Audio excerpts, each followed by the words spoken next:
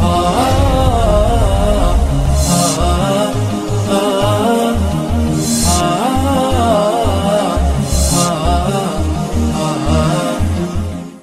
اللہ الرحمن الرحیم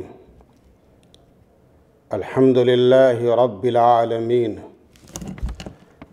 والصلاة والسلام على سید المرسلین وعلى آلہ وصحبہ اجمعین اما بعد فاعوذ باللہ من الشیطان الرجیم بسم اللہ الرحمن الرحیم ومن يعظم شعائر الله فإنها من تقوى القلوب صدق اللہ العظیم۔ آج بھی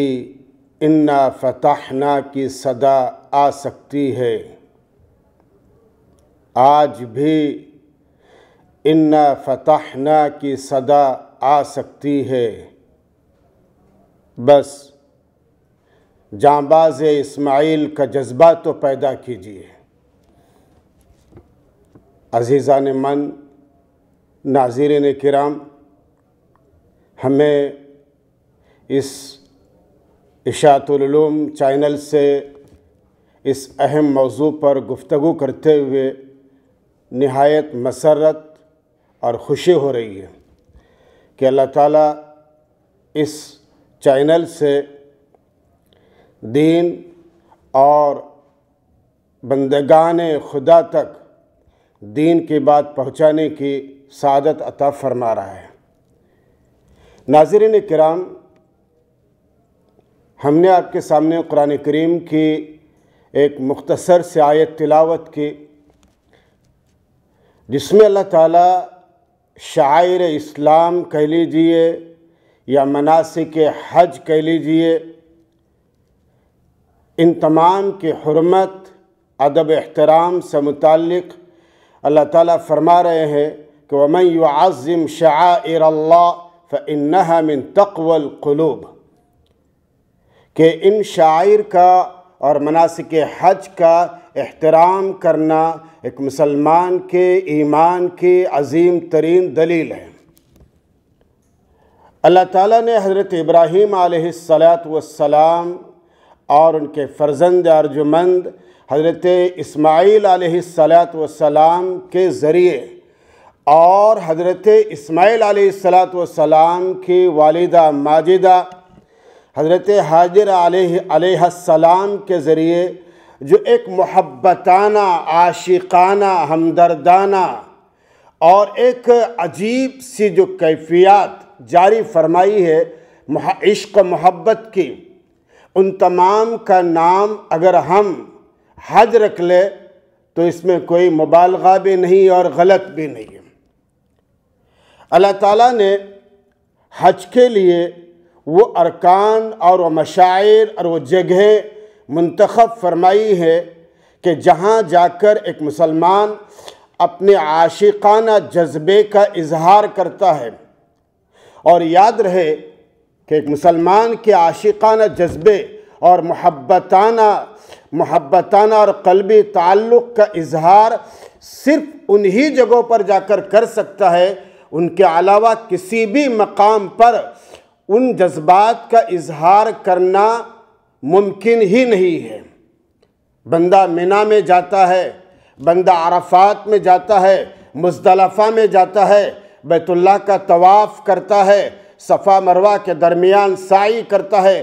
ان تمام مشاعر اور مناسک حج کے درمیان ایک بندے کا تعلق، ایک بندے کے دلی جذبات، ایک بندے کے خیالات اور ایک عاشقانہ جذبات کا تعلق اللہ سے اتنا مضبوط تر ہو جاتا ہے کہ اللہ نے جگہ جگہ پر اپنے خاص بندے حضرت ابراہیم علیہ السلام اور ان کے فرزند ارجمند حضرت اسماعیل علیہ السلام کے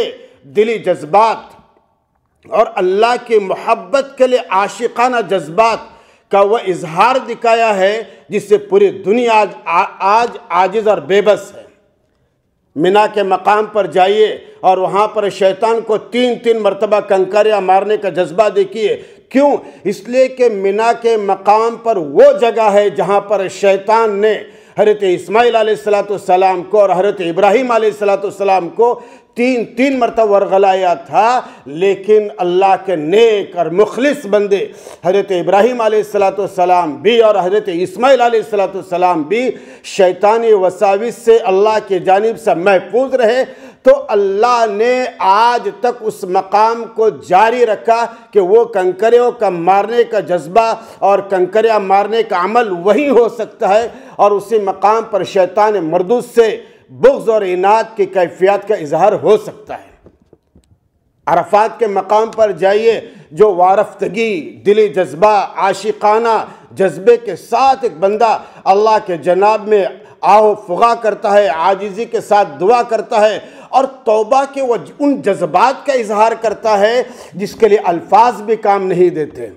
اور اس کے بعد پھر بندہ آتا ہے مزدلفہ میں، وہاں سے کنکریاں چنتا ہے، شیطان کو مارتا ہے اور پھر قربانی کرتا ہے۔ قربانی کیا ہے؟ قربانی دراصل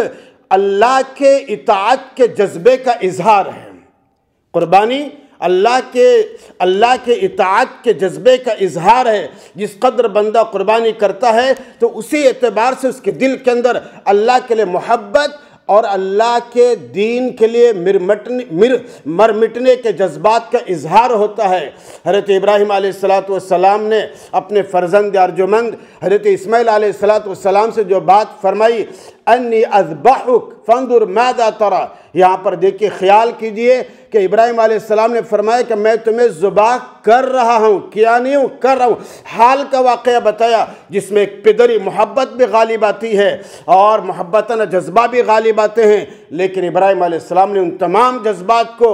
ایک طرف رکھ کر صرف اللہ کے دین کے جذبے کو غالب رکھا اور اپنے بیٹے کو قربانی کے لیے لٹایا، لیکن اللہ کو تو کچھ اور منظور تھا۔ اس عظیم واقعے سے ہم